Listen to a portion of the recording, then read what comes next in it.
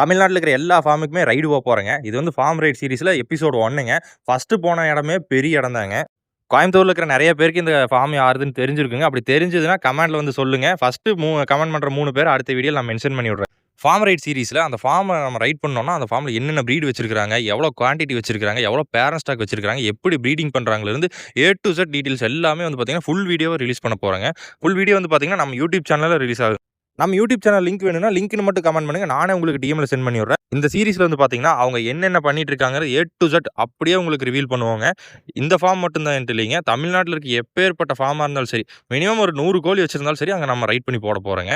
எல்லாமே வந்து பார்த்தீங்கன்னா, நம்ம யூடியூப் சேனல்ல ஸ்ட்ரீம் ஆக போகுதுங்க. நம்ம யூடியூப் சேனல சப்ஸ்கிரைப் பண்ணாதவங்க சப்ஸ்கிரைப் பண்ணி வச்சுக்கோங்க. இன்ஸ்டா பேஜ் ஃபாலோ பண்ணாதவங்க ஃபாலோ பண்ணிக்கங்க.